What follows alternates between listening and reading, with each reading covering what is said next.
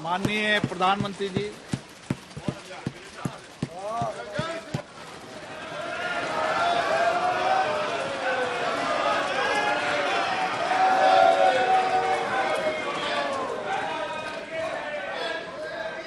Please आपने बहिष्कार कर रखा है ना, तो आप जाइए प्लीज।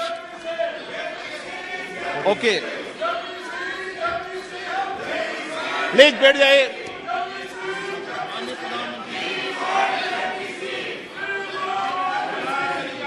माननीय अध्यक्ष जी, एक मिनट बैठिए। क्या तरीका है बैठे बैठे नारेबाजी करने की? ये तरीका है आप लोगों का? पहले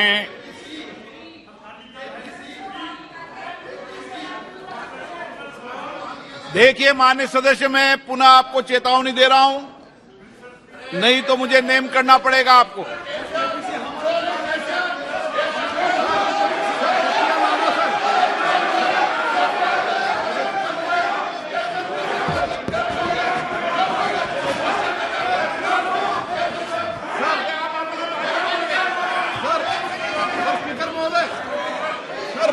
तटिया लाना बिल्कुल गलत है सर, तो उनको नेम कर दीजिए सर, हमारा आग्रह है आपसे सर।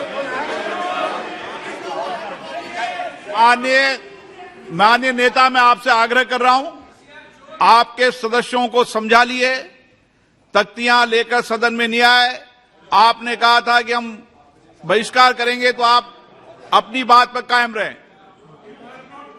पिछले 3 दिन से कर रहा था सर, हम लोग का डिमांड है जेपीसी को करने के लिए, जेपीसी डालने के लिए, और जेपीसी नहीं डाल रहे तो साहब अभी हम लोग जो है ना प्रधानमंत्री जी का सामने भी हम लोग को जो ये मुद्दा को रखना चाहता था, आपका सामने भी रखा है और हाउस का सामने भी रखा है। अभी हम लोग जो है ना सर इस बात से जो है ना हम लोग वॉकआउट कर रहे हैं। ओके,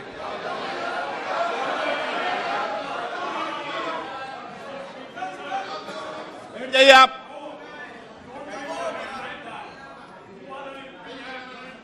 ओके, माननीय प्रधानमंत्री जी।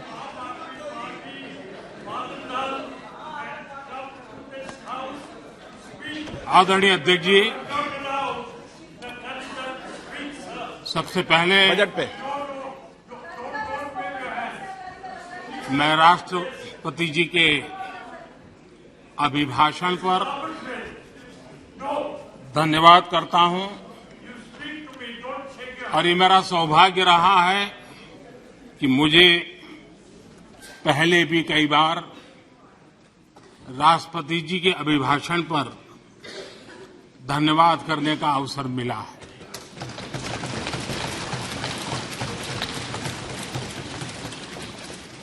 लेकिन इस बार मैं धन्यवाद के साथ साथ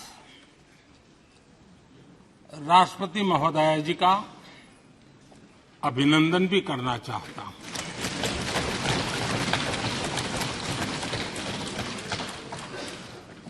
अपने विजनरी भाषण में राष्ट्रपति जी ने हम सबको और करोड़ों देशवासियों को मार्गदर्शन किया है। गणतंत्र के मुखिया के रूप में उनकी उपस्थिति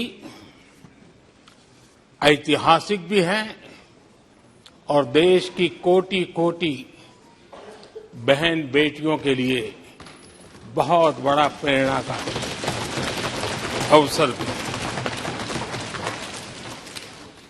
आदरणीय राष्ट्रपति महोदया ने आदिवासी समाज का गौरव तो बढ़ाया ही है, लेकिन आज आजादी के इतने सालों के बाद आदिवासी समाज में जो गौरव की अनुभूति हो रही है, उनका जो आत्मविश्वास बढ़ा है,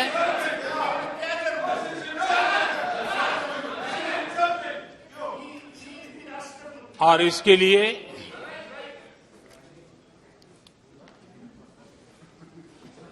ये सदन भी और देश भी उनका आभारी हूं। राष्ट्रपति जी के भाषण में संकल्प से सिद्धि तक की यात्रा का बहुत बढ़िया तरीके से एक खाका खींचा गया। एक प्रकार से देश को अकाउंट भी दिया गया, इंस्पिरेशन भी दिया गया।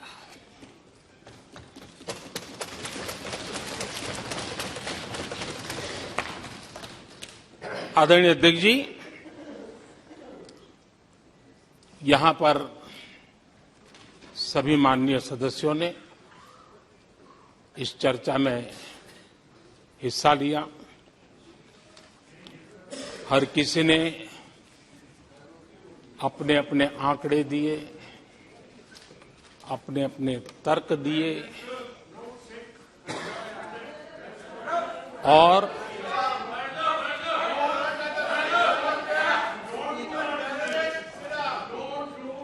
अपनी रुचि, प्रवृत्ति, प्रकृति के अनुसार सबने अपनी बातें रखी और जब इन बातों को गौर से सुनते हैं, उसे समझने का जब प्रयास करते हैं, तो ये भी ध्यान में आता है कि किसकी कितनी क्षमता है, किसकी कितनी योग्यता है, किसकी कितनी समझ है और किसका क्या इरादा है। ये सारी बातें प्रकट होती ही हैं और देश भली भांति तरीके से उसका मूल्यांकन भी करता है। मैं चर्चा में शामिल सभी माननीय सदस्यों का हृदय से आभार व्यक्त करता हूं, लेकिन मैं देख रहा था कल कुछ लोगों के भाषण के बाद पूरा इकोसिस्टम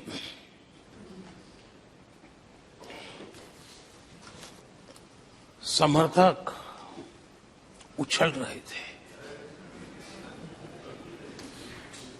और खुश होकर के कहने लगे, ये हुई है। मैं अंतिम बार बोल रहा हूं, आप सीट पर बैठे बैठे नहीं बोले, आप वरिष्ठ सदस्य हैं और कोई शब्दों को नहीं गलत। आप चुप रहिए। नो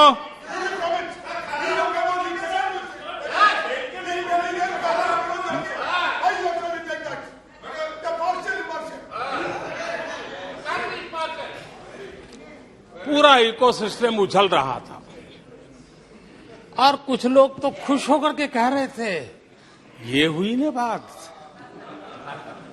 बड़ा शायद नींद भी अच्छी आई होगी,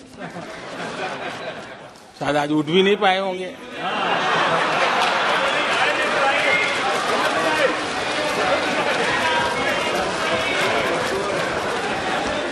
और ऐसे लोगों के लिए कहा गया है,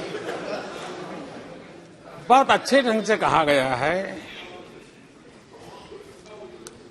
ये कह करके हम, ये कह कर हम दिल को बहला रहे हैं, ये कह के हम दिल को बहला रहे हैं। वो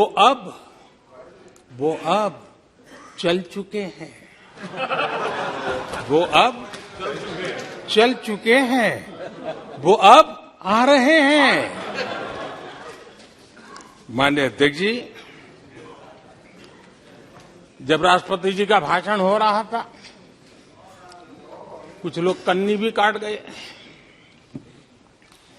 और एक बड़े नेता महामहिम राष्ट्रपति जी का अपमान भी कर चुके हैं। जनजातीय समुदाय के प्रति प्लीज प्लीज आपको पूरा नफरत भी मौका दिखाई दीजिए, दी है प्लीज। और हमारे जनजातीय समाज के प्रति उनकी सोच क्या है। देखिए, सदन सदन के तरीके से चलेगा। आप लोग बोले थे, सबने सुना था, कोई डिस्टर्बेंस नहीं हो। नो, गलत। लेकिन जब इस प्रकार की बातें टीवी के सामने कही गई तो भीतर पड़ा हुआ जो नफरत का भाव था, जो सच, वो बाहर आके ही रह गया। ये खुशी है। ठीक है, बाद में चिट्ठी लिख करके बचने की कोशिश तो की गई है। माननीय अध्यक्ष जी, जब राष्ट्रपति जी के भाषण पर चर्चा मैं सुन रहा था तो मुझे लगा कि बहुत सी बातों को मौन रह कर कोई स्वीकार किया गया है। यानी एक प्रकार से सबके भाषण में सुनता था तब लगा कि राष्ट्रपति जी के भाषण के प्रति किसी को इतराज नहीं है, किसी ने उसकी आलोचना नहीं की। भाषण की हर बात, अब देखिए क्या कहा है राष्ट्रपति जी ने, मैं उन्हीं के शब्द कोट करता हूं। राष्ट्रपति जी ने अपने भाषण में कहा था, जो भारत कभी अपनी अधिकांश समस्याओं के समाधान के लिए दूसरों पर निर्भर था, वही आज दुनिया की समस्याओं के समाधान का माध्यम बन रहा है। राष्ट्रपति जी ने यह भी कहा था, जिन मूल सुविधाओं के लिए देश की एक बड़ी आबादी ने दशकों तक इंतजार किया, वे इन वर्षों में उसे मिली है। बड़े बड़े घोटालों, सरकारी योजनाओं में भ्रष्टाचार की जिन समस्याओं से देश मुक्ति चाहता था, वह मुक्ति अब देश को मिल रही है। पॉलिसी पैरालिसिस की चर्चा से बाहर आकर आज देश और देश की पहचान तेज विकास और दूरगामी दृष्टि से लिए गए फैसलों के लिए हो रही है। ये पैराग्राफ जो मैं पढ़ रहा हूं, वो राष्ट्रपति जी के भाषण के पैराग्राफ को मैं कोट कर रहा हूं। और मुझे आशंका थी कि ऐसी बातों पर यहां जरूर इतराज करने वाले तो कुछ लोग निकलेंगे, तो वो विरोध करेंगे कि ऐसा कैसे बोल सकते हैं राष्ट्रपति। लेकिन मुझे खुशी है, किसी ने विरोध नहीं किया, सबने स्वीकार किया, सबने स्वीकार किया। और माननीय अध्यक्ष जी, मैं 140 करोड़ देशवासियों का आभारी हूं कि सबके प्रयास के परिणाम आज इन सारी बातों को पूरे सदन में स्वीकृति मिली है। इससे बड़ा गौरव का विषय क्या हो। आदरणीय अध्यक्ष जी, सदन में हंसी मजाक, टीका टिप्पणी, नोक-झोंक, ये तो होता रहता है। लेकिन ये नहीं भूलना चाहिए कि आज राष्ट्र के रूप में गौरवपूर्ण अवसर हमारे सामने खड़े हैं। गौरव के क्षण हम जी रहे हैं। राष्ट्रपति जी के पूरे भाषण में जो बातें हैं, वो 140 करोड़ देशवासियों के सेलिब्रेशन का अवसर है। देश ने सेलिब्रेट किया है। माननीय अध्यक्ष जी, 100 साल में आई हुई ये भयंकर बीमारी, महामारी, दूसरी तरफ युद्ध की स्थिति, बटा हुआ विश्व, इस स्थिति में भी, इस संकट के माहौल में भी देश को जिस प्रकार से संभाला गया है, देश जिस प्रकार से संभला है, इससे पूरा देश आत्मविश्वास से भर रहा है, गौरव से भर रहा है। आदरणीय अध्यक्ष जी, चुनौतियों के बिना जीवन नहीं होता है, चुनौतियां तो आती हैं, लेकिन चुनौतियों से ज्यादा सामर्थ्यवान है 140 करोड़ देशवासियों का जज्बा।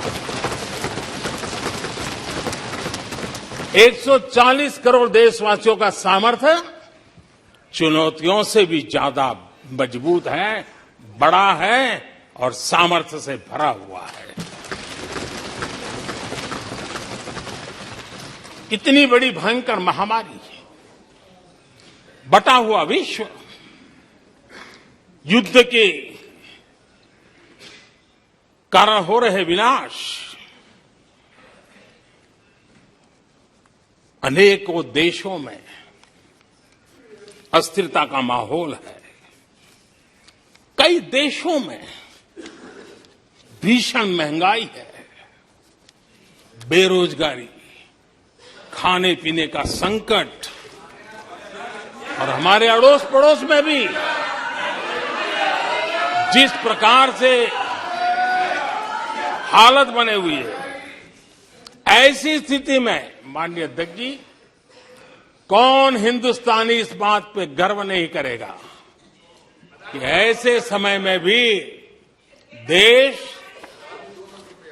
दुनिया की 5वीं बड़ी अर्थव्यवस्था बना।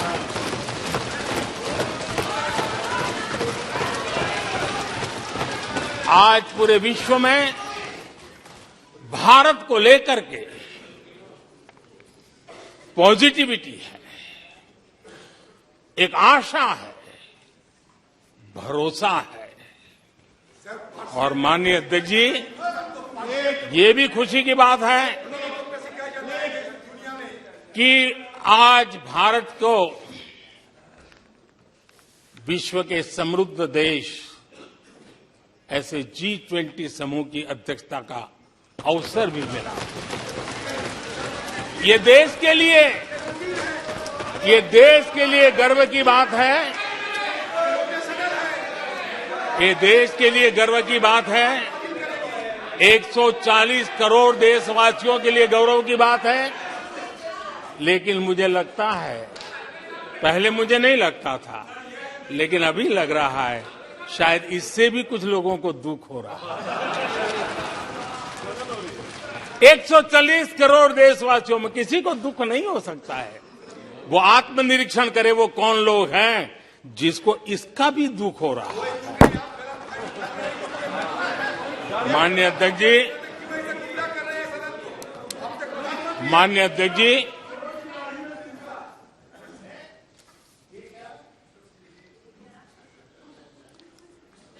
आज दुनिया की हर विश्वसनीय संस्था, सारे एक्सपर्ट्स जो वैश्विक प्रवाहों को बहुत गहराई से अध्ययन करते हैं,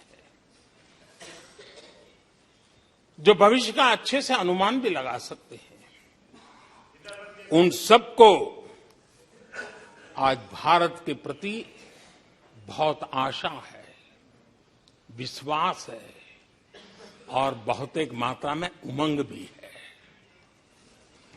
और आखिर ये सब क्यों? ऐसे ही तो नहीं है। आज पूरी दुनिया भारत की तरफ इस प्रकार से बड़ी आशा की नजरों से क्यों देख रही है? इसके पीछे कारण है। इसका उत्तर छिपा है भारत में आई स्थिरता में, भारत की वैश्विक साख में, भारत के बढ़ते सामर्थ्य में और भारत में बन रही नई संभावनाओं में। माननीय अध्यक्ष जी, हमारी रोजमर्रा की जिंदगी में जो बातें हो रही है, उसी को मैं अगर शब्दबद्ध करूं, और कुछ बातें उदाहरण से समझाने की कोशिश करूं। अब आप देखिए, भारत में एक 2-3 दशक अस्थिरता के रहे, आज स्थिरता है, पॉलिटिकल स्टेबिलिटी है, स्टेबल गवर्नमेंट भी है और डिसिसिव गवर्नमेंट है।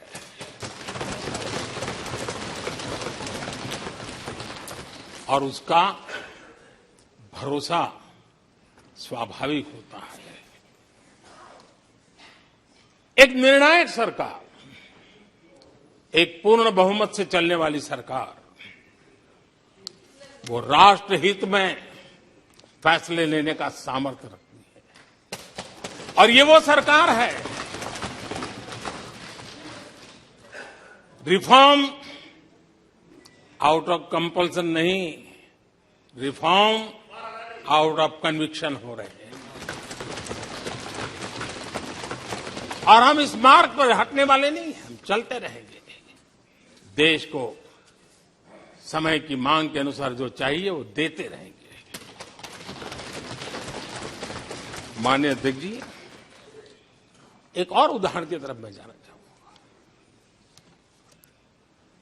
इस कोरोना काल में मेड इन इंडिया वैक्सीन तैयार हुई।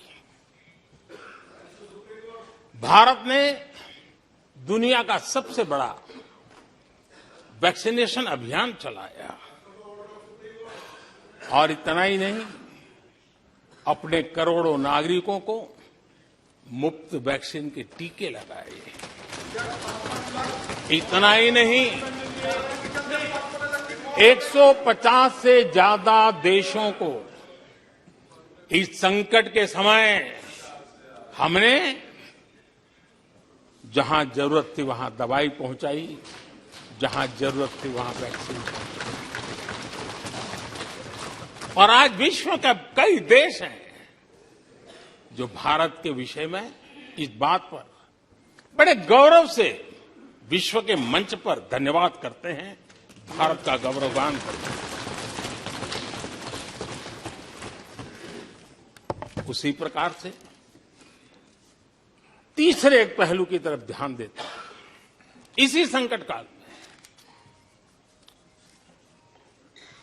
आज भारत का डिजिटल इंफ्रास्ट्रक्चर, जिस तेजी से डिजिटल इंफ्रास्ट्रक्चर ने अपनी एक ताकत दिखाई है, एक आधुनिकता की तरफ बदलाव किया है, पूरा विश्व इसका अध्ययन कर रहा है। मैं पिछले दिनों G20 समिट में बाली में था। डिजिटल इंडिया की चारों तरफ वाहवाही हो रही थी और बहुत क्यूरियोसिटी थी कि देश कैसे कर रहा है। कोरोना काल में दुनिया के बड़े बड़े देश, समृद्ध देश, अपने नागरिकों को आर्थिक मदद पहुंचाना चाहते थे, नोटें छापते थे, बांटते थे, लेकिन बांट नहीं पाते थे। ये देश हैं जो एक फ्रिक्शन ऑफ सेकंड में लाखों करोड़ों रुपए देशवासियों के खाते में जमा करवा देता है। हजारों करोड़ रुपए ट्रांसफर हो जाते हैं। एक समय था छोटी छोटी टेक्नोलॉजी के लिए देश तरसता था। आज देश में बहुत बड़ा फर्क महसूस हो रहा है। टेक्नोलॉजी के क्षेत्र में देश बड़ी ताकत के साथ आगे बढ़ रहा है।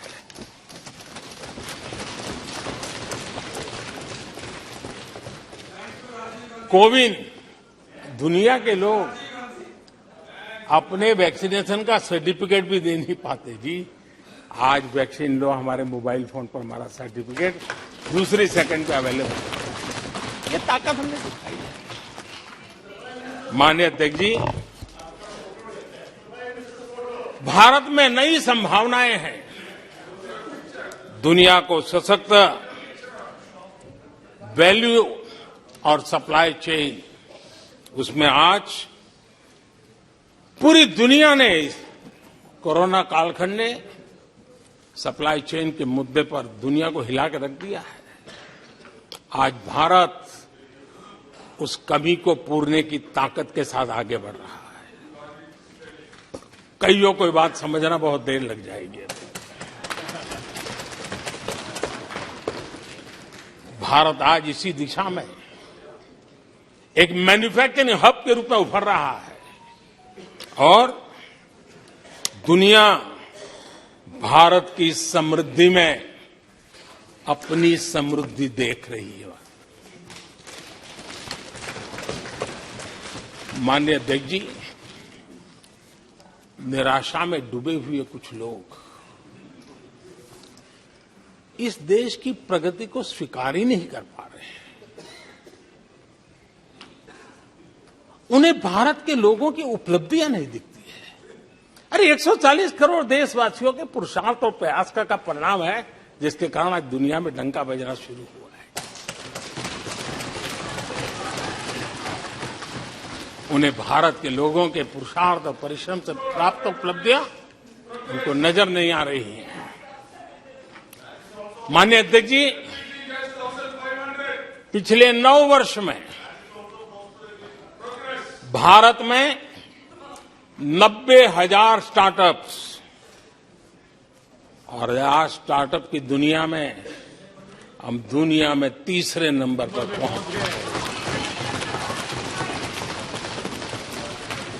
एक बहुत बड़ा स्टार्टअप इकोसिस्टम आज देश के टायर 2, टायर 3 सिटीज में भी पहुंच चुका है।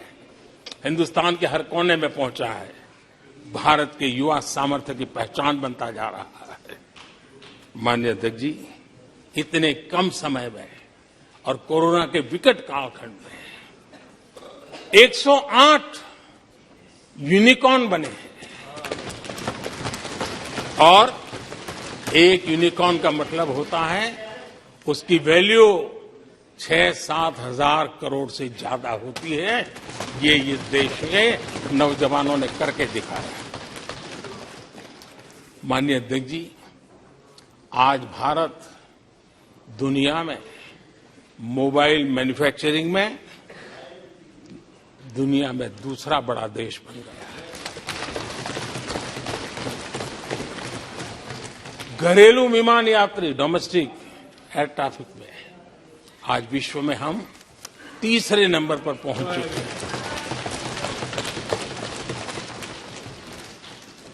एनर्जी कंजम्पशन प्रगति के एक मानदंड माना जाता है। आज भारत एनर्जी कंजम्पशन में दुनिया में एक कंज्यूमर के रूप में तीसरे नंबर पर हम पहुंच चुके हैं। रिन्यूएबल एनर्जी की कैपेसिटी में हम दुनिया में चौथे नंबर पर पहुंच चुके हैं। स्पोर्ट्स कभी हमारी कोई पूछ नहीं होती थी, कोई पूछता नहीं था। आज स्पोर्ट्स की दुनिया में हर स्तर पर भारत के खिलाड़ी अपना रुतबा दिखा रहे हैं, अपना सामर्थ्य दिखा रहे हैं। एजुकेशन समेत हर क्षेत्र में आज भारत आगे बढ़ रहा है। पहली बार, माननीय अध्यक्ष जी, गर्व होगा, पहली बार हायर एजुकेशन में एनरोलमेंट वालों की संख्या 4 करोड़ से ज्यादा हो गई। इतना ही नहीं, बेटियों की भी भागीदारी बराबर होती जा रही है।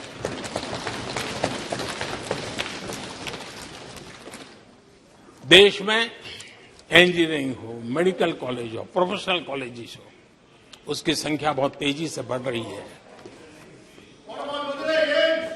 स्पोर्ट्स के अंदर भारत का परचम ओलंपिक हो, कॉमनवेल्थ हो, हर जगह पे हमारे बेटे, हमारी बेटियों ने शानदार प्रदर्शन किया है।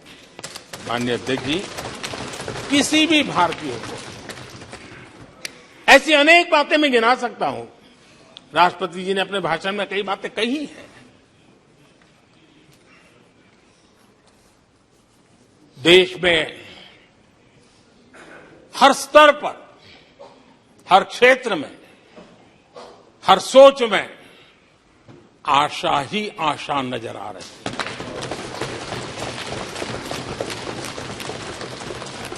एक विश्वास से भरा हुआ देश है, सपने और संकल्प लेकर के चलने वाला देश है। लेकिन यहां कुछ लोग ऐसे निराशा में डूबे हैं, ऐसे निराशा में डूबे हैं। काका हाथरसी ने एक बड़ी मजेदार बात कही थी। काका हाथरसी ने कहा था, आगा पीछा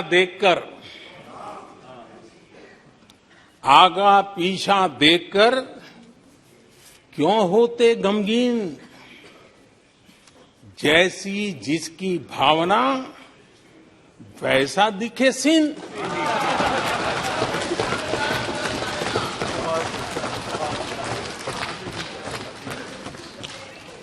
आदरणीय अध्यक्ष जी, आखिर ये निराशा भी ऐसे नहीं आई है। इसके पीछे कारण है। एक तो जनता का हुक्म, बार बार हुक्म, लेकिन साथ साथ इस निराशा के पीछे जो अंतर मन में पड़ी हुई चीज है, जो चैन से सोने नहीं देती है, और क्या है? पिछले 10 साल में 2014 के पहले 2004 से 14 भारत की अर्थव्यवस्था खस्ता हाल हो गई। निराशा नहीं होगी तो क्या होगा? 10 साल में महंगाई डबल डिजिट रही, और इसलिए कुछ अगर अच्छा होता है तो निराशा और उभर करके आती है। और जिन्होंने बेरोजगारी दूर करने के वादे किए थे,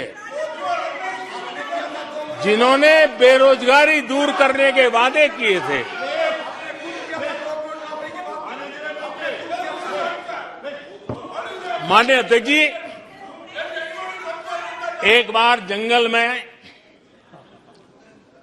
2 नौजवान शिकार करने के लिए गए और वो गाड़ी में अपनी बंदूक नीचे उतार करके थोड़ा टहलने लगे। उन्होंने सोचा कि थोड़ा अभी आगे चलना है तो थोड़ा जरा हाथ पैर ठीक कर ले, लेकिन गए थे तो बाघ का शिकार करने के लिए, और उन्होंने देखा आगे जाएंगे तो बाघ मिलेगा। लेकिन हुआ ये कि वहीं पर बाघ दिखाई दिया। अभी नीचे उतरे थे, अपनी गाड़ी में बंदूक वहीं पड़ी थी। बाघ दिखा, अब करे क्या? तो उन्हें लाइसेंस दिखाया कि मेरे पास बंदूक का लाइसेंस है।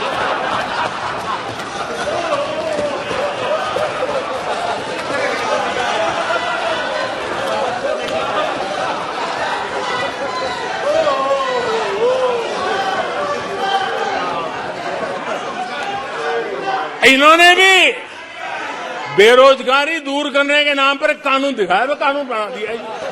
अरे देखो, कानून बना दिया है। ये इनके तरीके हैं, पल्ला झाड़ दिया। 4 से 14 आजादी के इतिहास में सबसे घोटालों का दशक रहा, सबसे घोटाला।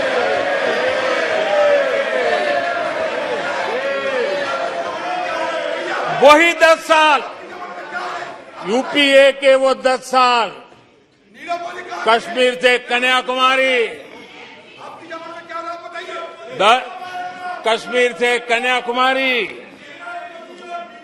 भारत के हर कोने में आतंकवादी हमलों का सिलसिला चलता रहा।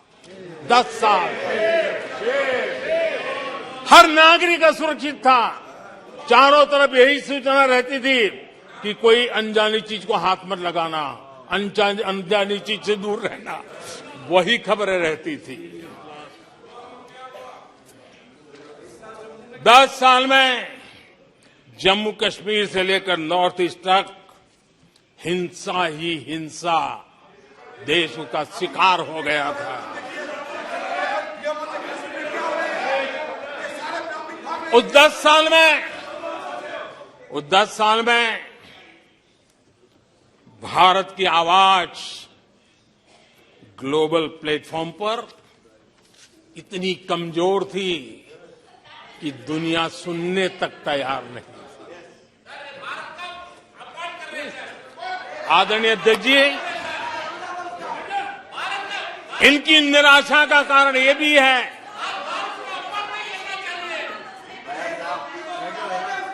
आज जब देश की क्षमता का परिचय हो रहा है, 140 करोड़ देशवासियों का सामर्थ्य खिल रहा है, खुल करके सामने आ रहा है। लेकिन देश का सामर्थ्य तो पहले भी था, लेकिन 4 से लेकर 14 तक इन्होंने वो अवसर गंवा दिया। आज यूपीए की पहचान बन गई, हर मौके को मुसीबत में पलट दिया, हर मौके को मुसीबत में पलट दिया। जब टेक्नोलॉजी इंफॉर्मेशन का युग बड़ी तेजी से बढ़ रहा था, उछल रहा था, उसी समय ये 2G में फंसे रहे, मौका मुसीबत में। सिविल न्यूक्लियर डील हुआ, जब सिविल न्यूक्लियर डील की चर्चा थी, तब ये कैश फॉर वॉट में फंसे रहे। ये खेल चले। आदरणीय अध्यक्ष जी, 2010 में कॉमनवेल्थ गेम्स हुए, भारत को दुनिया के सामने भारत की युवा सामर्थ्य को प्रस्तुत करना एक बहुत बड़ा अवसर था, लेकिन फिर मौका मुसीबत में, और CWG घोटाले में पूरा देश दुनिया में बदनाम हो गया। आदरणीय अध्यक्ष जी,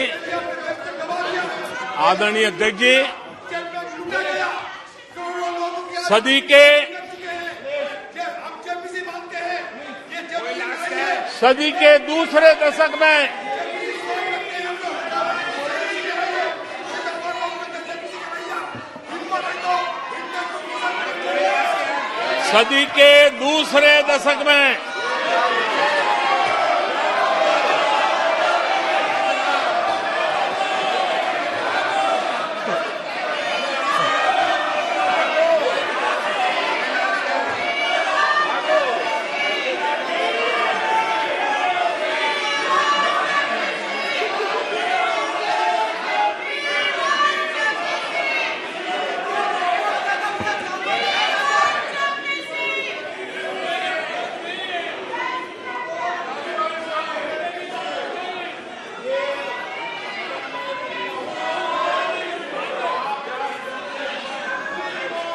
उचित नहीं है, ये संसदीय परंपराओं के अनुरूप नहीं है।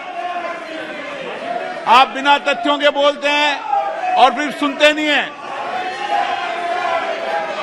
प्लीज बैठिए। नो, बैठिए।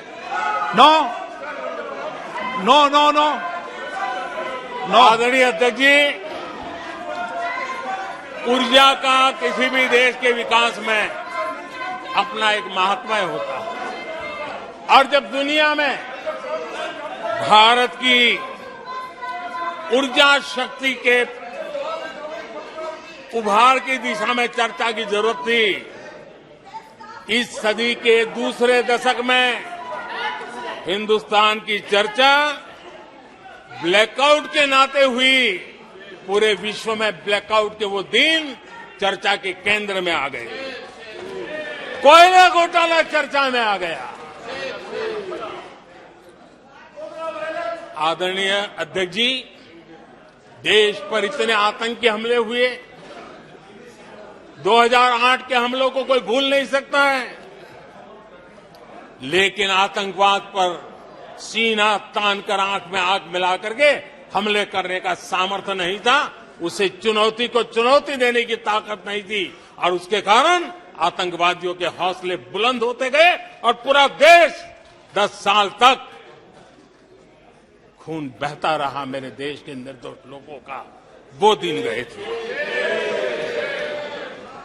आदरणीय अध्यक्ष जी, जब एलएसी भारत के सामर्थ्य की ताकत का अवसर रहता था, उस समय डिफेंस डील को लेकर के हेलीकॉप्टर घोटाले और सत्ता को कंट्रोल करने वाले लोगों के नाम उसमें चिन्हित हो गए। आदरणीय अध्यक्ष जी, जब देश के लिए जरूरत थी और निराशा के मूल में ये चीजें पड़ी हुई है, सब उभर करके आ रहा है। आदरणीय अध्यक्ष जी, इस बात को हिंदुस्तान हर पल याद रखेगा कि 2014 के पहले का जो दशक था, द लॉस्ट डेकेड के रूप में जाना जाएगा, और इस बात को इनकार नहीं कर सकते कि 2030 का जो दशक है, ये इंडिया डेकेड है पूरे विश्व के लिए।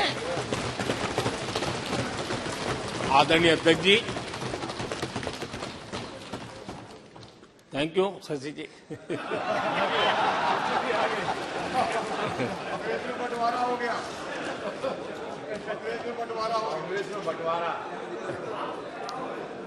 आदरणीय अध्यक्ष जी,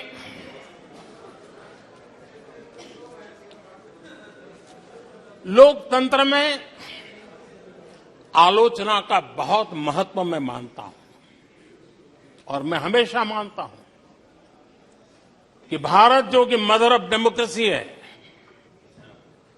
सदियों से हमारे यहां लोकतंत्र हमारी रगों में पनपा हुआ है, और इसलिए मैं हमेशा मानता हूं कि आलोचना एक प्रकार से लोकतंत्र की मजबूती के लिए, लोकतंत्र के संवर्धन के लिए, लोकतंत्र के स्पिरिट के लिए आलोचना एक शुद्धि यज्ञ है। उस रूप में हम आलोचना को देखने वाले हैं। लेकिन दुर्भाग्य से बहुत दिनों से मैं इंतजार कर रहा हूं, कोई तो मेहनत करके आएगा, कोई तो एनालिसिस करके कोई आलोचना करेगा ताकि देश को कुछ लाभ हो। लेकिन 9 साल आलोचना ने आरोपों में गंवा दिए जिन्होंने, सिवाय आरोप, गाली गलौज, कुछ भी बोल दो, इसके सिवाय कुछ नहीं किया। गलत आरोप। और हाल ये चुनाव हार जाओ, ईवीएम खराब, दे दो गाली। चुनाव हार जाओ, चुनाव आयोग को गाली दे दो। क्या तरीका है? अगर कोर्ट में फैसला पक्ष में नहीं आया तो सुप्रीम कोर्ट को गाली दे दो, उसकी आलोचना कर दो। अगर भ्रष्टाचार की जांच हो रही है, अगर भ्रष्टाचार की जांच हो रही है,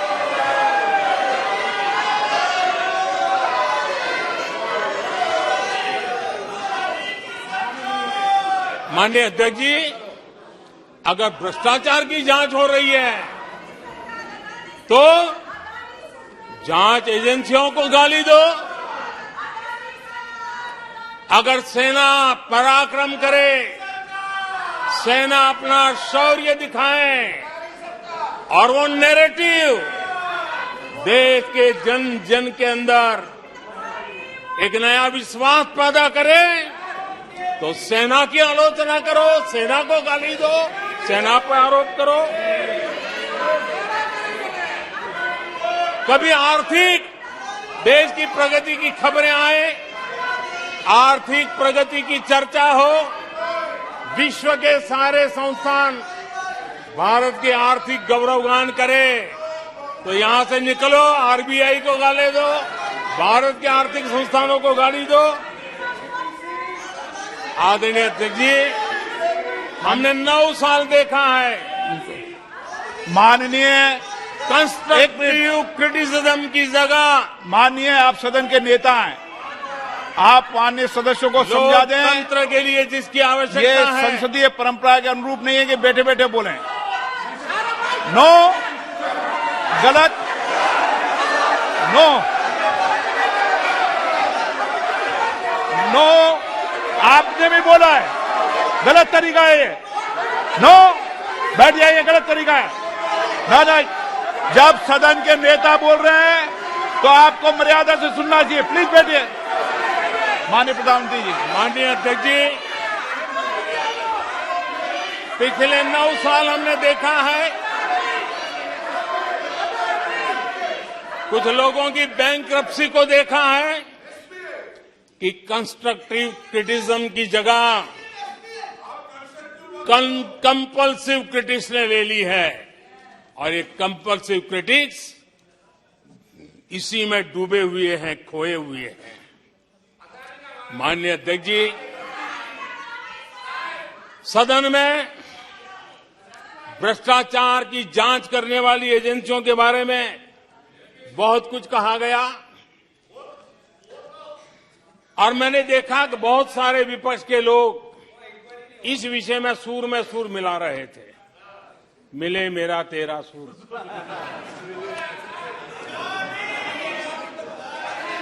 आदरणीय अध्यक्ष जी, मुझे लगता था देश की जनता देश के चुनाव के नतीजे ऐसे लोगों को जरूर एक मंच पर लाएंगे, लेकिन वो तो हुआ नहीं। लेकिन इन लोगों ने ईडी का धन्यवाद करना चाहिए कि ईडी के कारण ये लोग एक मंच पे आए हैं। ईडी ने एक लोगों को एक मंच पर ला दिया है।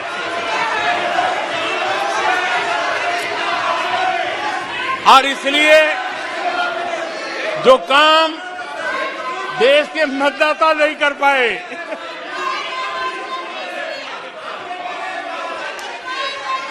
आदरणीय अध्यक्ष जी, मैं कई बार सुन रहा हूं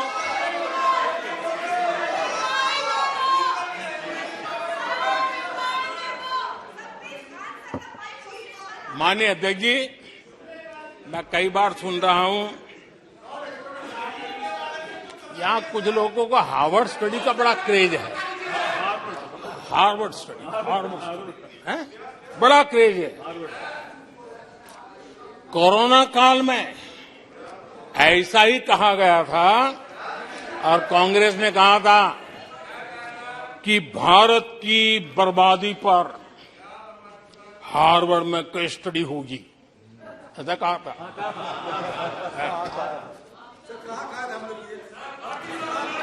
और कल फिर सदन में हार्वर्ड यूनिवर्सिटी में स्टडी की बात कल फिर हुई। लेकिन माननीय अध्यक्ष जी, बीते वर्षों में माननीय अध्यक्ष जी, बीते वर्षों में हार्वर्ड में एक बहुत बढ़िया स्टडी हुई है, बहुत इंपॉर्टेंट स्टडी हुई है। और उस स्टडी है, उसका टॉपिक क्या था मैं जरूर सदन को बताना चाहूंगा, और ये स्टडी हो चुकी है। स्टडी है the rise and decline of India's Congress party. ये स्टडी हो चुका है, और मुझे विश्वास है अध्यक्ष जी, मुझे विश्वास है भविष्य में कांग्रेस की बर्बादी पर सिर्फ हार्वर्ड नहीं, बड़े बड़े विश्वविद्यालयों में अध्ययन होना ही होना है, और डुबाने वाले लोगों पर भी होने वाला है। आदरणीय अध्यक्ष जी, मैं ऐसे लोगों के लिए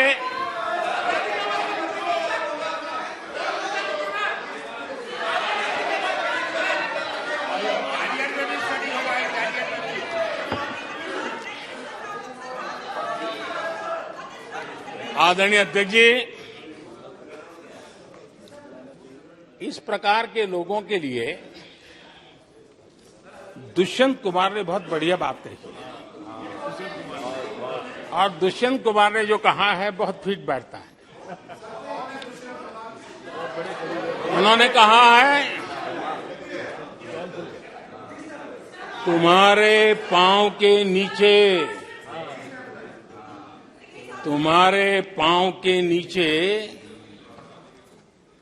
कोई जमीन नहीं, तुम्हारे पांव के नीचे कोई जमीन नहीं।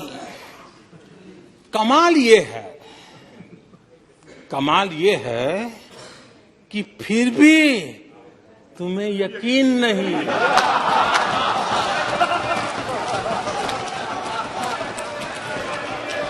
माननीय अध्यक्ष जी,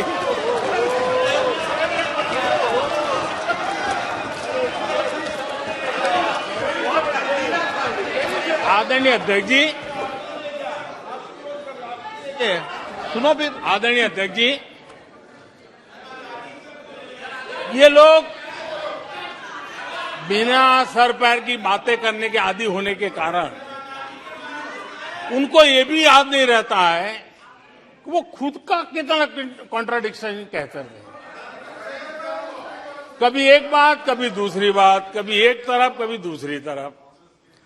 हो सकता है वो आत्मचिंतन करके खुद के अंदर जो विरोधाभास है उसको भी तो ठीक करेंगे। अब 2014 से ये लगातार कोस रहे हैं, हर मौके पर कोस रहे हैं, भारत कमजोर हो रहा है, भारत की कोई सुनने को तैयार नहीं है, भारत की दुनिया में कोई वजूद नहीं रहा, न जाने क्या क्या कहा। और अब क्या कह रहे हैं? अब कह रहे हैं कि भारत इतना मजबूत हो गया है कि दूसरे देशों को दबकाकर फैसले करवा रहा है।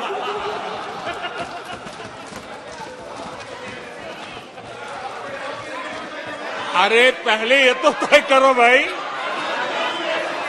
कि भारत कमजोर हुआ है कि मजबूत हुआ है। माननीय अध्यक्ष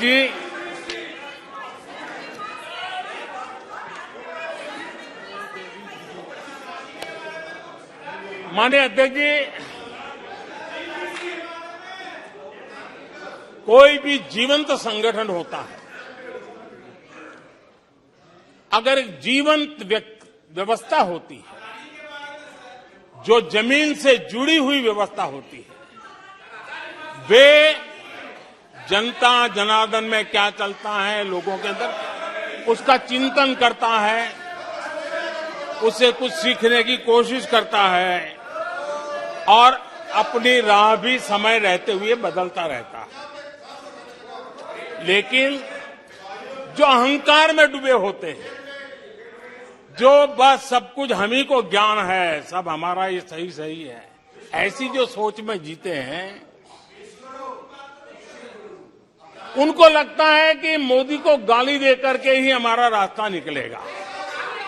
मोदी पर झूठे अनाप शनाप कीचड़ उछाल करके ही रास्ता निकलेगा। अब 22 साल बीत गए, वो गलतफहमी पाल करके बैठे हुए हैं।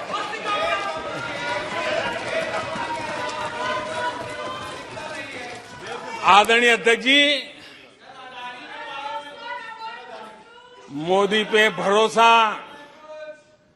अखबार की सुर्खियों से पैदा नहीं हुआ है। मोदी पे ये भरोसा टीवी पर चमकते चेहरों से नहीं हुआ है। जीवन खपा दिया है, पल पल खपा दी है, देश के लोगों के लिए खपा दी है, देश के उज्जवल भविष्य के लिए खपा दी है।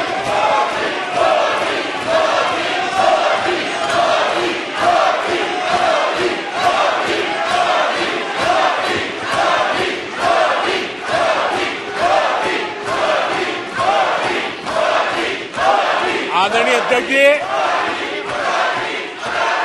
आदरणीय अध्यक्ष जी,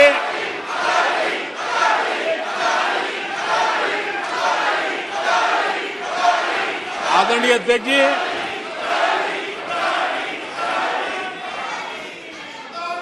जो देशवासियों का मोदी पर भरोसा है, ये इनकी समझ के दायरे से बाहर है और समझ के दायरे से भी काफी ऊपर है।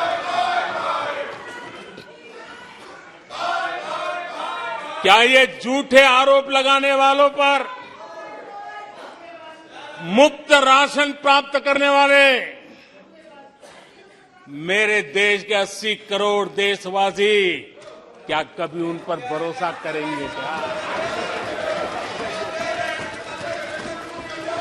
आदरणीय अध्यक्ष जी, one nation one ration card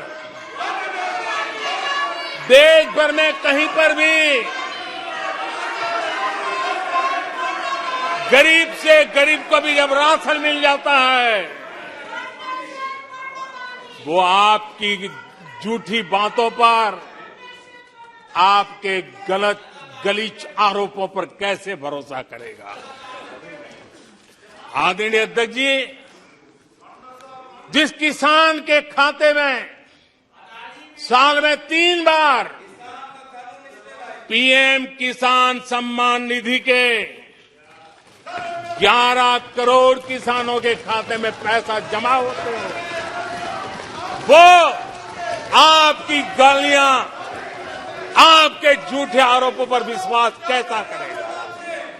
आदरणीय अध्यक्ष जी, जो कल फुटपाथ पर जिंदगी जीने के लिए मजबूर था, जो झुग्गी झोपड़ी में जिंदगी बसर करता था, ऐसे 3 करोड़ से ज्यादा लोगों को पक्के घर मिले हैं। उनको तुम्हारी ये गालियां, ये तुम्हारे झूठी बातें क्यों वो भरोसा करेगा? अध्यक्ष जी, आदरणीय अध्यक्ष जी, 9 करोड़ लोगों को मुफ्त गैस का कनेक्शन मिला है, वो आपकी झूठ को कैसे स्वीकार करेगा?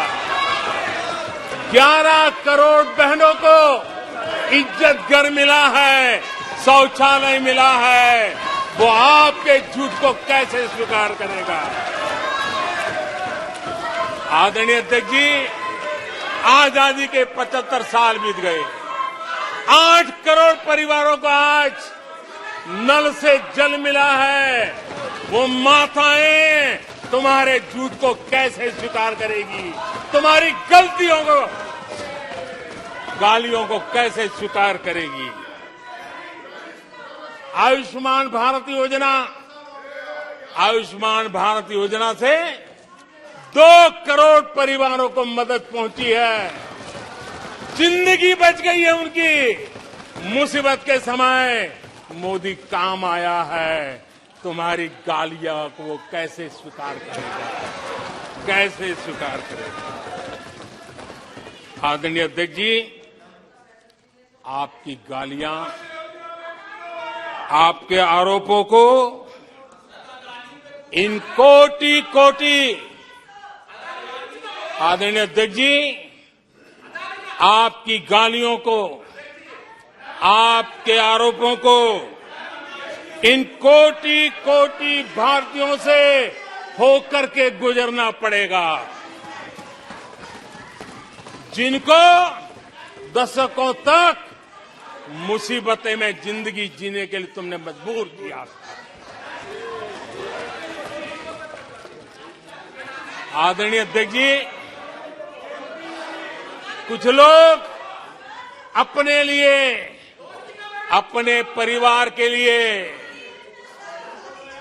बहुत कुछ तबाह करने पर लगे हुए हैं, अपने लिए, अपने परिवार के लिए जी रहे हैं। मोदी तो 25 करोड़ देशवासियों के परिवार का सदस्य है।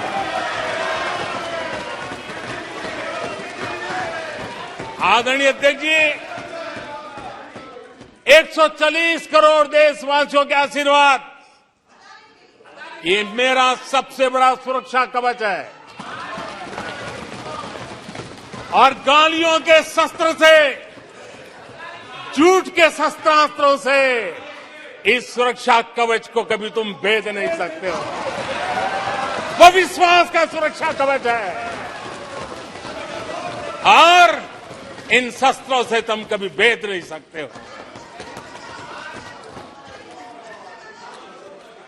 आदरणीय अध्यक्ष जी,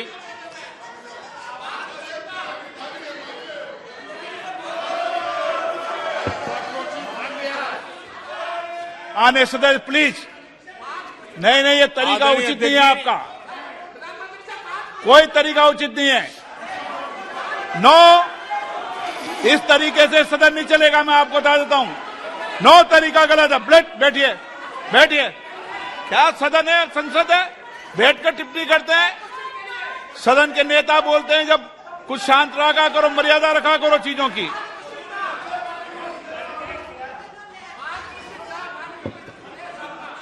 आदरणीय अध्यक्ष जी,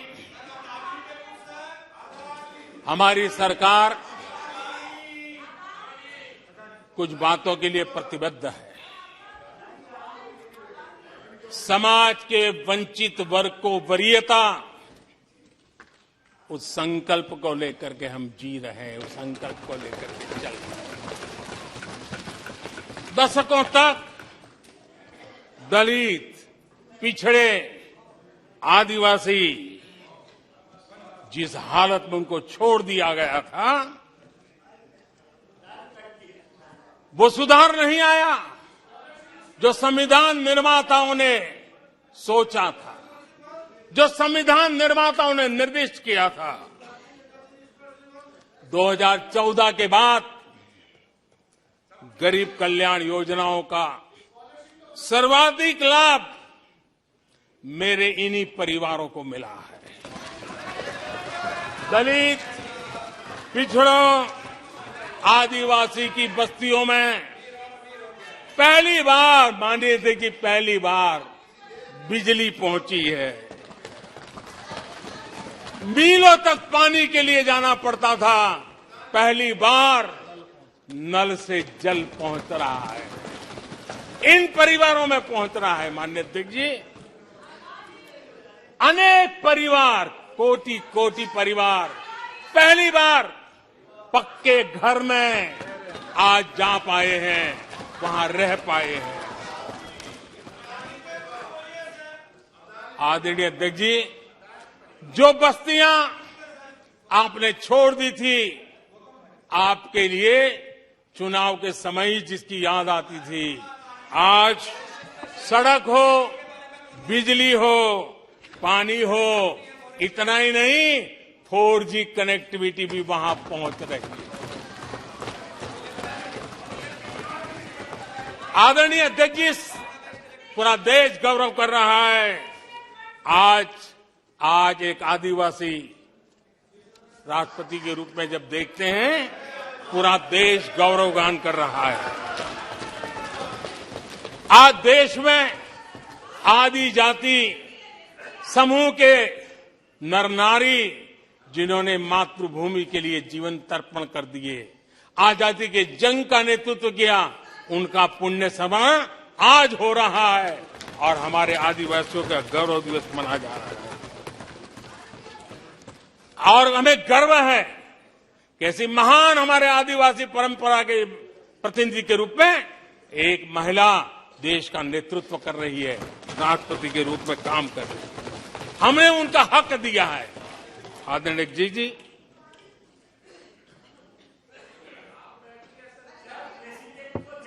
आदरणीय अध्यक्ष जी, हम पहली बार देख रहे हैं। एक बात ये भी सही है, हम सबका समान अनुभव है, सिर्फ मेरा ही ऐसा है ऐसा नहीं, आपका भी है। हम सब जानते हैं कि जब मां सशक्त होती है तो पूरा परिवार सशक्त होता है। जब मां सशक्त होती है तो परिवार सशक्त होता है, परिवार सशक्त होता है तो समाज सशक्त होता है, और तभी जाकर के देश सशक्त होता है। और मुझे संतोष है कि माताएं, बहनों, बेटियों को सबसे ज्यादा सेवा करने का सौभाग्य हमारी सरकार को मिला है। हर छोटी मुसीबत को दूर करने का प्रामाणिक पूर्वक प्रयास किया है। बड़ी संवेदनशीलता के साथ उस पर हमने ध्यान केंद्रित किया है।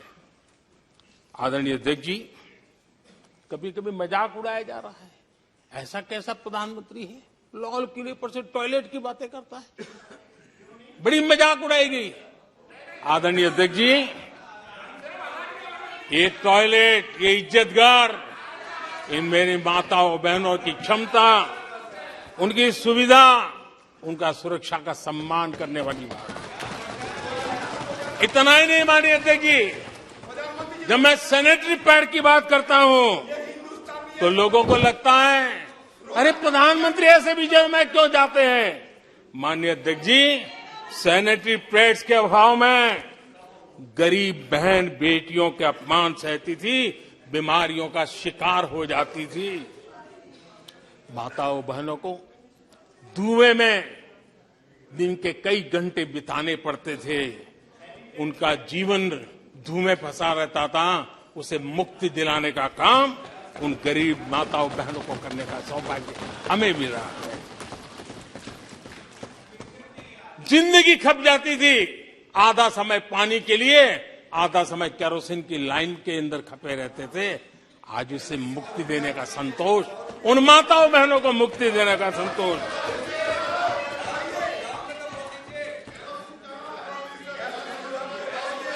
माननीय अध्यक्ष जी, जो पहले चलता था, अगर वैसा ही हम चलने देते, शायद कोई हमें सवाल भी नहीं पूछता कि मोदी जी ये क्यों नहीं किया, वो क्यों नहीं किया, क्योंकि देश को आपने ऐसी स्थिति में ला दिया था कि इससे बाहर निकल ही नहीं सकता था। वैसी निराशा में देश को झोंक कर रखा हुआ था। हमने उज्ज्वला योजना से धुएं से मुक्ति दिलाई, जल जीवन से पानी दिया, बहनों के सशक्तिकरण के लिए काम किया। 9 करोड़ बहनों को सेल्फ हेल्प ग्रुप, स्वयं सहायता समूह से जोड़ना, माइनिंग से लेकर के डिफेंस तक, आज माताओं बहनों को, बेटियों को अवसर खोल दिए हैं। ये खोलने का काम हमारी सरकार ने किया है। आदरणीय अध्यक्ष जी, इस बात को हम याद करें, वोट बैंक की राजनीति ने देश के सामर्थ्य को कभी कभी बहुत बड़ा गहरा धक्का पहुंचाया है, और उसी का परिणाम है कि देश में जो होना चाहिए, जो समय पे होना चाहिए था, उसमें काफी देर हो गई। आप देखिए, मध्यम वर्ग लंबे समय तक मध्यम वर्ग को पूरी तरह नकार दिया गया, उसकी तरफ देखा तक नहीं गया।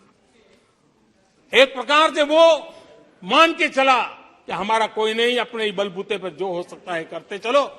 वो अपनी पूरी शक्ति बेचारा खपा देता था। लेकिन हमारी सरकार, एनडीए सरकार ने मध्यम वर्ग की ईमानदारी को पहचाना है, उन्हें सुरक्षा प्रदान की है, और आज हमारा परिश्रमी मध्यम वर्ग देश को नई ऊंचाई पर ले जा रहा है। सरकार के विभिन्न योजनाओं से मध्यम वर्ग को कितना लाभ हुआ है, माननीय अध्यक्ष जी, मैं उदाहरण देता हूं। 2014 से पहले जीबी डेटा, क्योंकि आज युग बदल चुका है, ऑनलाइन दुनिया चल रही है, हर एक के हाथ में मोबाइल पड़ा हुआ है, कुछ लोगों के जेब फटे हुए हो तो भी मोबाइल तो होता ही है।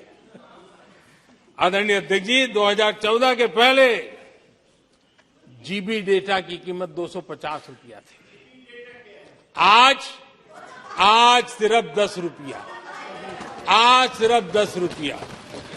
आदरणीय अध्यक्ष जी, एवरेज हमारे देश में एक नागरिक एवरेज 20 जीबी का उपयोग करता है। अगर उस हिसाब को मैं लगाऊं तो एवरेज एक व्यक्ति का 5,000 रुपया बचता है। आदरणीय अध्यक्ष जी, 5,000 रुपया बचता है। आदरणीय अध्यक्ष जी, जन औषधि स्टोर आज पूरे देश में आकर्षण का कारण बने हैं, क्योंकि मध्यम वर्ग का परिवार, उसको अगर परिवार में सीनियर सिटीजन है, डायबिटीज जैसी बीमारी है, तो 1,000, 2,000, 2,500, 3,000 की दवाई हर महीना लेनी पड़ती है।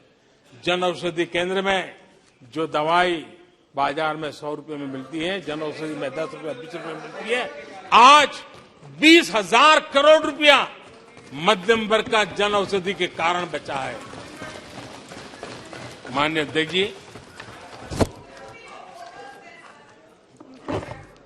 हर मध्यम वर्गीय परिवार की एक सपना रहता है खुद का घर बने, और अर्बन इलाके में होम लोन के लिए बड़ी व्यवस्था करने का काम हमने किया, और रेरा का कानून बनाने के कारण जो कभी इस प्रकार के तत्व मध्यम वर्ग की मेहनत की कमाई को सालों तक डुबो कर रख देते थे, उसमें से मुक्ति दिला करके उसको एक नया विश्वास देने का काम हमने किया, और उसके कारण खुद का घर बनाने की उसकी सहूलियत बढ़ गई है।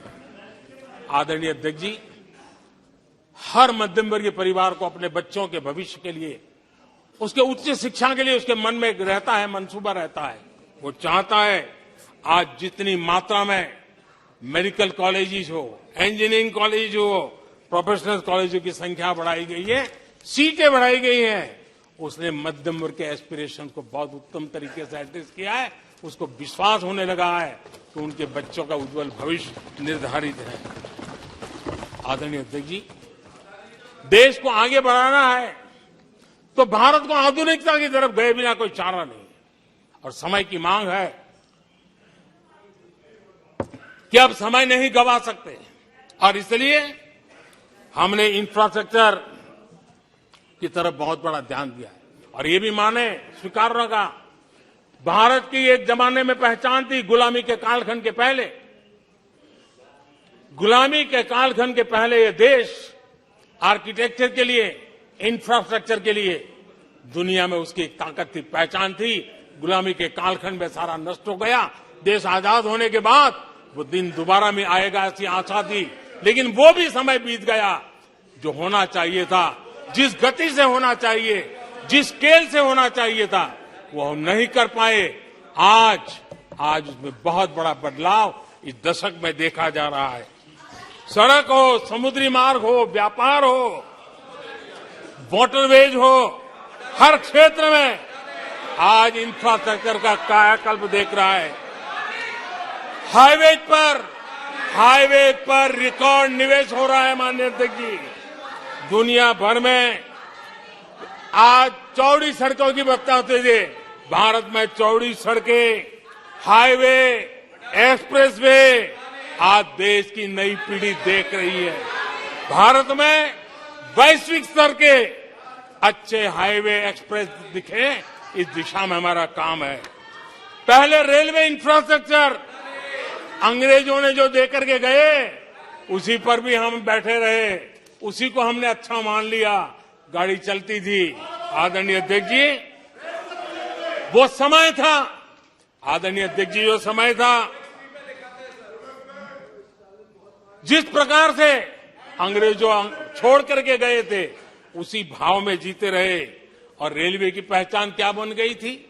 रेलवे यानी धक्का मुक्की, रेलवे यानी एक्सीडेंट, रेलवे यानी लेट लतीफ। यही यानी एक स्थिति थी। लेट लतीफ में एक कहावत बनी गई थी, रेलवे यानी लेट लतीफी। एक समय था हर महीने एक्सीडेंट होने वाली घटनाएं बार बार आती थी। एक समय था एक्सीडेंट एक किस्मत बन गई थी। लेकिन अब ट्रेनों के अंदर वंदे भारत की मांग, हर एमपी चिट्ठी लिखता है, मेरे यहां वंदे भारत चालू करो। आज रेलवे स्टेशनों का कायाकल्प हो रहा है, आज एयरपोर्ट का कायाकल्प हो रहा है। 70 साल में 70 एयरपोर्ट, 70 साल में 70 एयरपोर्ट, 9 साल में 70 एयरपोर्ट। देश में वाटरवेज भी बन रहा है। आज वाटरवेज पर ट्रांसपोर्टेशन हो रहा है। आदरणीय अध्यक्ष जी, देश आधुनिकता की तरफ बढ़े, इसके लिए आधुनिक इंफ्रास्ट्रक्चर को बल देते हुए, आदरणीय अध्यक्ष जी, मेरे जीवन में, सार्वजनिक जीवन में 4-5 दशक मुझे हो गए, और मैं हिंदुस्तान के गांवों से गुजरा हुआ इंसान, 4-5 दशक तक उसमें से एक लंबा कालखंड परिव्राजक के रूप में बिताया है। हर स्तर के परिवारों से बैठने उठने का, बात करने का अवसर मिला और इसलिए भारत के हर भूभाग को समाज की हर भावना से परिचित हूं और मैं इसके आधार पर कह सकता हूं और बड़े विश्वास से कह सकता हूं कि भारत का सामान्य मानवी पॉजिटिविटी से भरा हुआ है। सकारात्मकता उसके स्वभाव का, उसके संस्कार का हिस्सा है। भारतीय समाज नेगेटिविटी को सहन कर लेता है, स्वीकार नहीं करता। ये उसकी प्रकृति नहीं। भारतीय समुदाय का स्वभाव खुशमिजाज है, स्वप्नशील समाज है, सत्कर्म के रास्ते पर चलने वाला समाज है, सृजन कार्य से जुड़ा हुआ समाज है।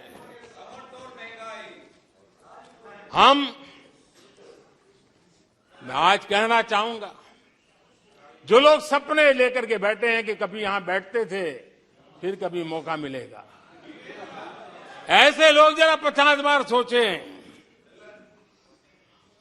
अपने तौर तरीकों पर जरा पुनर्विचार करें। लोकतंत्र में आपको भी आत्मचिंतन करने की आवश्यकता है। आधार आज डिजिटल लेन देन का सबसे बड़ा महत्वपूर्ण अंग बन गया। आपने उसको भी निराधार करके रख दिया था, अब उसके भी पीछे पड़ गए थे। उसको भी रोकने के लिए कोर्ट कचहरी तक को छोड़ा नहीं था। जीएसटी को न जाने क्या क्या कह दिया गया, पता नहीं, लेकिन आज हिंदुस्तान की अर्थव्यवस्था को और सामान्य मानवी को जीवन सुगम बनाने में जीएसटी ने एक बहुत बड़ी भूमिका अदा की। वो जमा एचएएल को कितनी गालियां दी गई, किस प्रकार से बड़े बड़े फोरम का मिसयूज किया गया। आज एशिया का सबसे बड़ा हेलीकॉप्टर बनाने वाला हब बन चुका है, जहां से तेजस हवाई जहाज सैकड़ों की संख्या में बन रहे हैं। भारतीय सेना के हजारों करोड़ रुपए का ऑर्डर आज एचएएल के पास है। भारत के अंदर आज वाइब्रेंट डिफेंस इंडस्ट्री आगे आ रही है। आज भारत डिफेंस एक्सपोर्ट करने लगा है। माननीय अध्यक्ष जी, हिंदुस्तान के हर नौजवान को गर्व होता है। निराशा में डूबे हुए लोगों से अपेक्षा नहीं है। आदरणीय अध्यक्ष जी, आप जानते हैं भली भांति, समय सिद्ध कर रहा है, जो कभी यहां बैठते थे वो वहां जाने के बाद भी फेल हुए हैं। वहां जाने के बाद भी फेल हुए और देश पास होता जा रहा है, डिस्टिंक्शन पे जा रहा है। और इसलिए समय की मांग है कि आज निराशा में डूबे हुए लोग थोड़ा स्वस्थ मन रख के आत्मचिंतन करें। आदरणीय अध्यक्ष जी, यहां जम्मू कश्मीर की भी चर्चा हुई, जम्मू कश्मीर की भी चर्चा हुई, और जो अभी अभी जम्मू कश्मीर घूम कर गए उन्होंने देखा होगा कितने आन बान शान के साथ आप जम्मू कश्मीर में जा सकते, घूम सकते, फिर सकते। आदरणीय अध्यक्ष जी, पिछली शताब्दी के उत्तरार्ध में, आदरणीय अध्यक्ष जी, पिछली शताब्दी के उत्तरार्ध में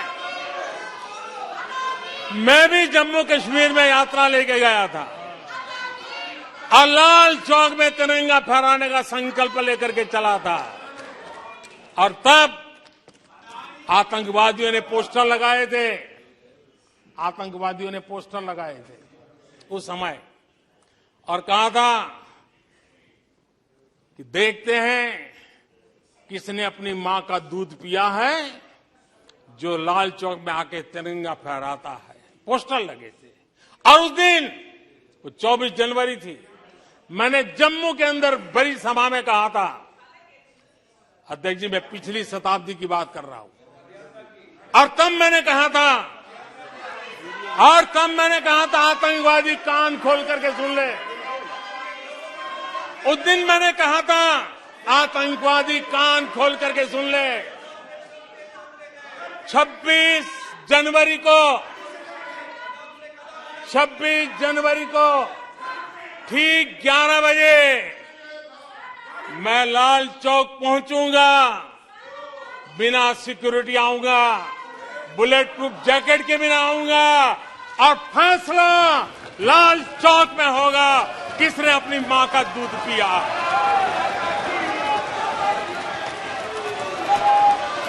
वो समय था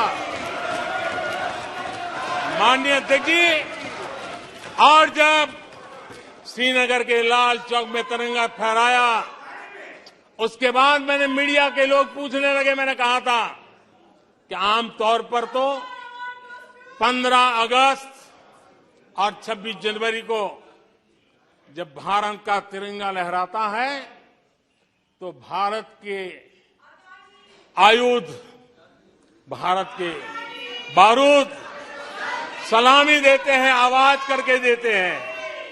मैंने कहा आज जब मैं लाल चौक के अंदर तिरंगा फहरा हूं, दुश्मन देश का बारूद भी सलामी कर रहा है, गोलियां चला रहा था, बंदूकें बम फोड़ रहा था। आदरणीय अध्यक्ष जी, आज जो शांति आई है, आज चैन से जा सकते हैं, सैकड़ों की तादाद में जा सकते हैं। ये माहौल और पर्यटन की दुनिया में कई दशकों के बाद सारे रिकॉर्ड जम्मू कश्मीर ने तोड़े हैं। आज जम्मू कश्मीर में लोकतंत्र का उत्सव मनाया जा रहा है। आदरणीय अध्यक्ष जी, आज जम्मू कश्मीर में हर घर तिरंगा का सफल कार्यक्रम होते हैं। मुझे खुशी है, कुछ लोग हैं जो कभी कहते थे तिरंगे से शांति बिगड़ने का खतरा लगता था, कुछ लोगों को ऐसा कहते थे कि तिरंगे से जम्मू कश्मीर में शांति बिगड़ने का खतरा लगता था। वक्त देखिए, वक्त का मजा देखिए, अब वो भी तिरंगा यात्रा में शरीक हो रहे हैं।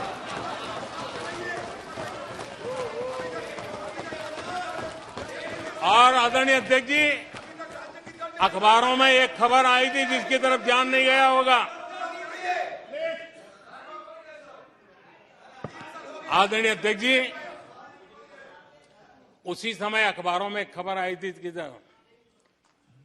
क्योंकि लोग टीवी में चमकने की कोशिश में लगे थे, लेकिन उसी समय श्रीनगर के अंदर दशकों बाद थिएटर हाउसफुल चल रहे थे।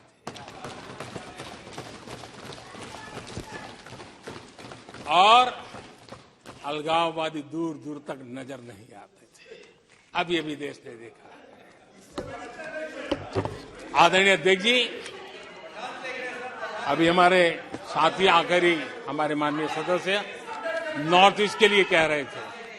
मैं कहूंगा जरा एक बार नॉर्थ ईस्ट हो आइए। आपके जमाने का नॉर्थ ईस्ट और आज के जमाने का नॉर्थ ईस्ट देखिए। आधुनिक चौड़े हाईवे हैं, रेल की सुख सुविधा वाली सफर है, आप आराम से हवाई जहाज से जा सकते हैं। नॉर्थ ईस्ट के हर कोने में आज बड़ी, और मैं गर्व के साथ कहता हूं, आजादी का 75 साल मना रहे हैं, तब मैं गर्व से कहता हूं इन 9 साल में करीब 7500 7,500 7,500 जो हथियार के रास्ते पे चल पड़े थे, ऐसे लोगों ने सरेंडर किया और अलगाववादी प्रवृत्ति छोड़ करके मुख्य धारा में आने का काम किया है।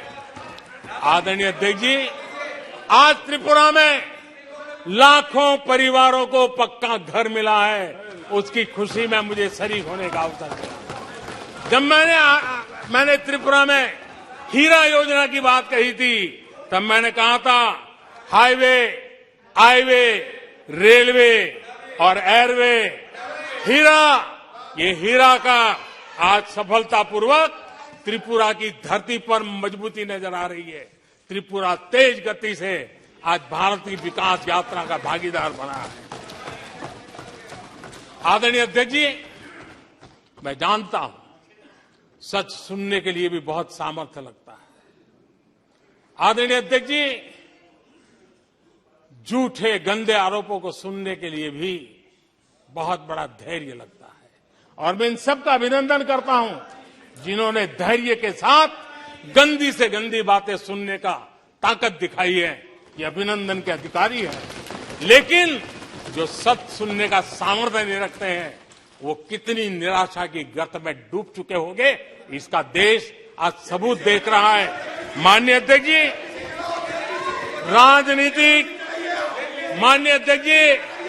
राजनीतिक मतभेद हो सकते हैं, विचारधाराओं में मतभेद हो सकते हैं, लेकिन ये देश अजरा अमर है।